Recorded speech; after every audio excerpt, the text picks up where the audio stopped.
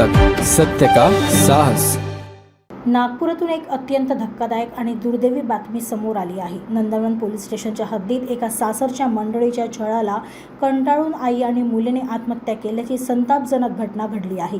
मिळालेल्या माहितीनुसार नागपूरच्या व्यंकटेश्वर नगर परिसरात 1 मे रोजी संगीता डबाले वय 52 वर्ष आणि त्यांची मुलगी आकांक्षा ब्रह्मे वय 29 वर्ष यांनी राहत्या घरी गळफास घेऊन आपली जीवन यात्रा संपवली होती। सुरुवातीला ही घटना अकस्मात मृत्यूची नोंद म्हणून समोर आली होती, मात्र मृतच्या परिवाराने दिलेल्या तक्रारीनंतर या प्रकरणाचे भीषण वास्तव समोर आले आहे। तक्रारीनुसार आकांक्षाच्या लग्नानंतर तिचा पती लोकेश ब्रह्मे, सासरा सुधाकर ब्रह्मे, सासू अनुसया ब्रह्मे आणि नणद प्राची डफ तसेच तिचा पती अमोल डफ या 5 जणांनी मिळून आकांक्षाचा आणि तिच्या आईचा छळ केला। माहेरून पैसे आणण्यासाठी तगादा लावणे, आकांक्षाला मुलगी झाली आणि तिचा मृत्यू झाला या कारणावरून शारीरिक व मानसिक छळ करणे, फिर्यादीच्या बहीण आणि भाचीच्या नावावर असलेली शेतजमीन आरोपींच्या नावावर करून घेण्यासाठी त्यांना वारंवार त्रास दिला जात होता। या जाचाला कंटाळून आणि हुंड्यासाठी सुरू असलेल्या छळामुळे या मायलेकींना आत्महत्येसारखे टोकाचे पाऊल उचलण्यास प्रवृत्त केले गेले,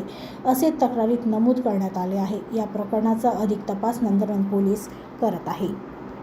तो सारखा मुलीला त्रास देत होता, त्याच्या आईलाही पैशाची मागणी करत होता आणि त्यांचे काही जमीन आहे, 6 एकर जमीन आहे, तर ते गावाची जी जमीन आहे ती माझ्या नावावर करून दे म्हणून तिच्या सासूला आणि पत्नीला सारखी मागणी करत होता।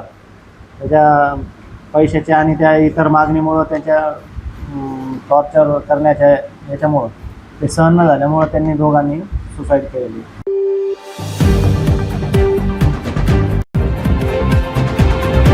अब तक सत्य का साहस।